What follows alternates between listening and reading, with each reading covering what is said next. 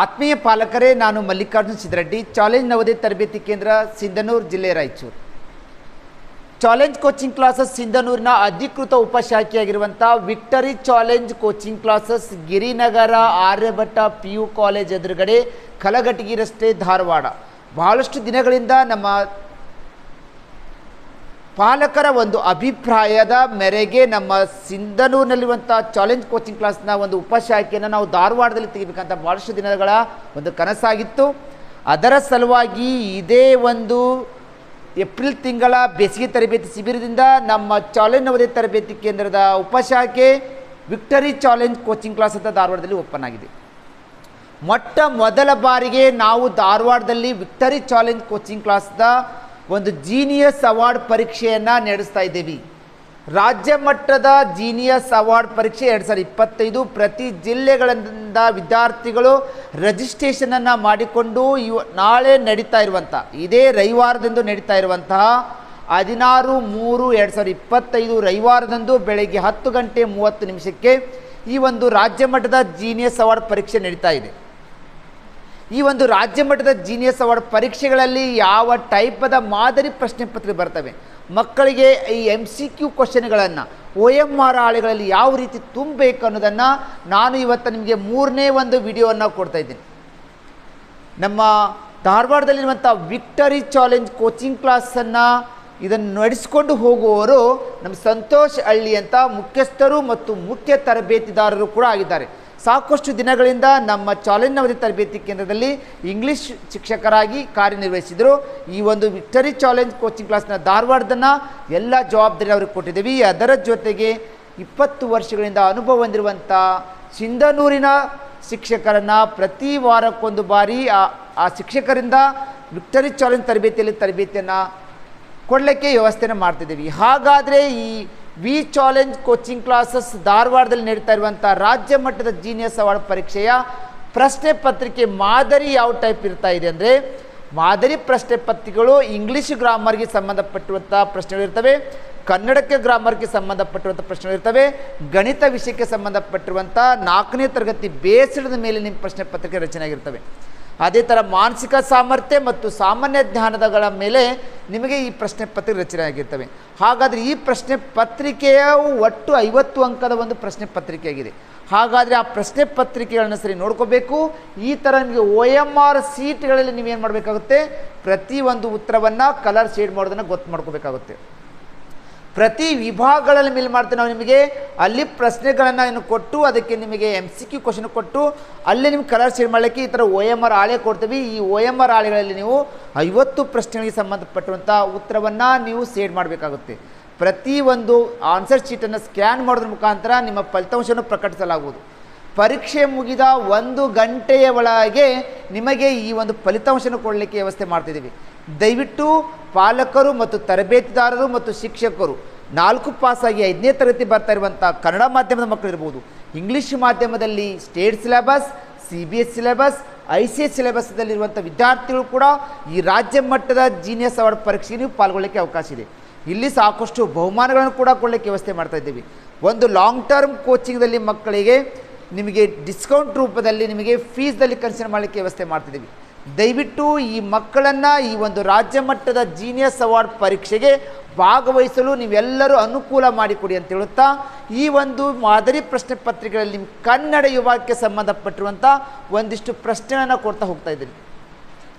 ಮಾದರಿ ಪ್ರಶ್ನೆ ಕನ್ನಡಗಳಲ್ಲಿ, ಕನ್ನಡ ಭಾಷಾ ಜ್ಞಾನಗಳಲ್ಲಿ ನಿಮಗೆ ಗದ್ಯ ಭಾಗ ಕೊಟ್ಟಿರ್ತಾರೆ. ಆ ಗದ್ಯ ಭಾಗದ ಜೊತೆಗೆ ವ್ಯಾಕರಣಕ್ಕೆ ಸಂಬಂಧಪಟ್ಟಿರುವಂಥ ಪ್ರಶ್ನೆ ಬರ್ತಿದ್ದಾವೆ. ಎಕ್ಸಾಂಪಲ್ ಮಾದರಿ ಪ್ರಶ್ನೆ ಪತ್ರಿಕೆ ಕನ್ನಡದಲ್ಲಿ ನಿಮಗೆ ನೋಡ್ಕೊಡ್ರಿ. ಪ್ರಶ್ನೆ ಏನಿದೆ ಅಂದರೆ, ಅಕ್ಷರಸ್ಥ ಈ ಪದದ ಸಮಾನಾರ್ಥಕ ಪದ. 4 ಆಯ್ಕೆ ಕೊಟ್ಟಿದ್ದೇವೆ. 1ನೇದು ಮೂಕ, 2ನೇದು ಜ್ಞಾನಿ, 3ನೇದು ಸುಸಂಸ್ಕೃತ, 4ನೇದು ನಾಗರಿಕ. ಹಾಗಾದರೆ ಈ ಅಕ್ಷರಸ್ಥ ಅನ್ನುವಂಥ ಪದದ ಸಮಾನಾರ್ಥಕ ಪದ ಯಾವುದಪ್ಪ ಅಂದರೆ, ಇಲ್ಲಿ ನಮಗೆ ಜ್ಞಾನಿ ಅಂತ ಉತ್ತರ ಗೊತ್ತಾಗ್ತಾ ಇದೆ. ಅಂದರೆ ಪ್ರಶ್ನೆ ಸಂಖ್ಯೆ ಕನ್ನಡ ಭಾಷಾ ಜ್ಞಾನದಲ್ಲಿ 1ನೇ ಪ್ರಶ್ನೆ ಉತ್ತರ 2 ಆಗ್ತಾ ಇದೆ. ಅಂದರೆ OMR ಹಾಳೆಗಳಲ್ಲಿ ಹೋಗಿ 1ನೇ ಪ್ರಶ್ನೆಗೆ B ಅನ್ನೋ ಆಯ್ಕೆ ನೀವು ಪೂರ್ಣ ಪ್ರಮಾಣದ ಥರ ಕಲರನ್ನು ಶೇಡ್ ಮಾಡೋದನ್ನು ಗೊತ್ತು ಮಾಡ್ಕೋಬೇಕು. ಈ ಥರ ನೀವು ಪ್ರಾಕ್ಟೀಸ್ ಆಗಿರಬೇಕು. ಪ್ರಶ್ನೆ ಸಂಖ್ಯೆ 2, ಮಡಿಕೆ ವಸ್ತುಗಳನ್ನು ಮಾಡುವವನಿಗೆ ಡ್ಯಾಶ್ ಎಂದು ಕರೆಯುತ್ತಾರೆ ಅಂತ ಕೊಡ್ತಾರೆ. 1ನೇ ಆಯ್ಕೆ ಕಂಬಾರ, ಬಡಿಗ, ಚಮ್ಮಾರ, ಕುಂಬಾರ. ಅಂದರೆ ಮಡಿಕೆಗಳನ್ನು ಅಥವಾ ಗಡಿಗೆಗಳನ್ನು ತಯಾರು ಮಾಡುವಂಥ ವ್ಯಕ್ತಿಗೆ ನಾವೇಂತೀವಿ ಕುಂಬಾರರು ಅಂತ ಕರಿತೀವಿ. ಅಂದರೆ ಆಯ್ಕೆ ಸಂಖ್ಯೆ 4 ರೆಡಿ ಆಗ್ತಾ ಇದೆ. ಅಂದರೆ ಪ್ರಶ್ನೆ ಸಂಖ್ಯೆ 2ರಲ್ಲಿ ಹೋಗಬೇಕು.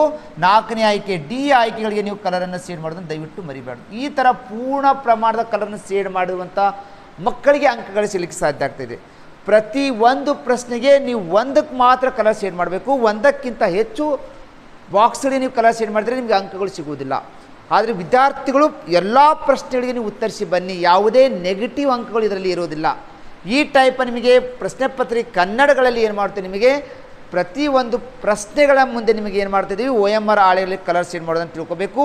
ಈ ಟೈಪ್ದಲ್ಲಿ ನಿಮಗೆ ಏನು ಮಾಡ್ತೀವಿ, ಕನ್ನಡದಲ್ಲಿ ನಿಮಗೆ 10ರಿಂದ 15 ಪ್ರಶ್ನೆ ಬರಲಿಕ್ಕೆ ವ್ಯವಸ್ಥೆ ಮಾಡಿದ್ದೀವಿ.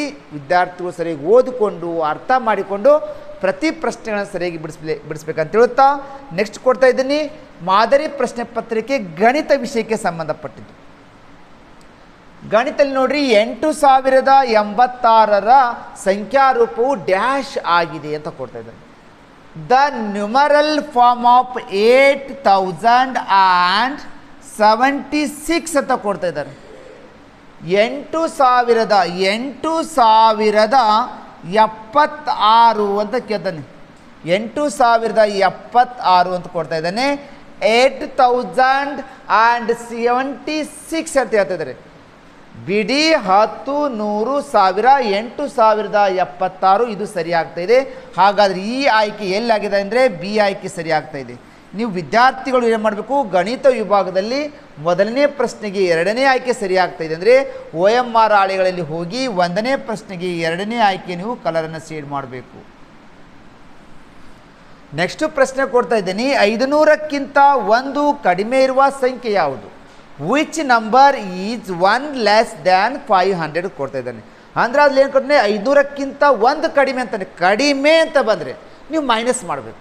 ಅಂದರೆ 500 ಅನ್ನುವಂಥ ಒಂದು ಸಂಖ್ಯೆಗೆ 1 ಕಡಿಮೆ ಮಾಡಂತ ಇದ್ದಾರೆ. ಅಂದರೆ ಇದಕ್ಕೆ -1 ಕಳೆದು ಬಿಟ್ಟರೆ 500ರ ಹಿಂದಿನ ಸಂಖ್ಯೆ ಏನಾಗುತ್ತೆ ನಿಮಗೆ ಸಿಗಲಿಕ್ಕೆ ಸಾಧ್ಯ ಇದೆ.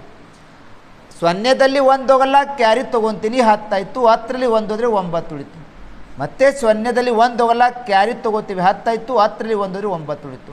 5ರಲ್ಲಿ 1 ಹೋದರೆ 4 ಉಳಿತು. ಉತ್ತರ ಎಷ್ಟು ಬರ್ತಾಯಿದೆ ಅಂದರೆ 499 ಬರ್ತಾಯಿದೆ.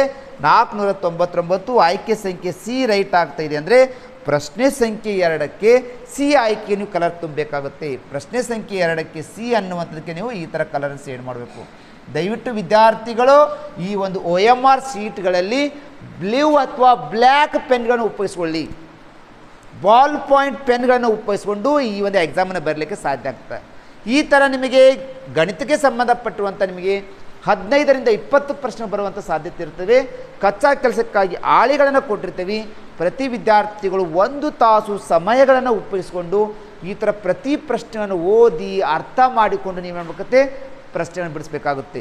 ಈ ಥರ ನಿಮಗೆ ನಾವು ಕೊಡ್ತಾ ಇರೋದು ಕನ್ನಡ ಗ್ರಾಮರ್ಗೆ ಸಂಬಂಧಪಟ್ಟಿದ್ದು ಕನ್ನಡ ಗದ್ಯ ಭಾಗ ಇರುತ್ತೆ, ಅದ್ರ ಜೊತೆಗೆ ವ್ಯಾಕರಣ ಇರುತ್ತೆ. ಇಂಗ್ಲೀಷ್ ವಿಭಾಗಗಳಲ್ಲಿ ಒಂದು ಪ್ಯಾಸೇಜ್ ಕೊಡ್ತೇವೆ, ಉಳಿದು ವ್ಯಾಕರಣಕ್ಕೆ ಸಂಬಂಧಪಟ್ಟಂಥ ಪ್ರಶ್ನೆ ಕೊಡ್ತೇವೆ.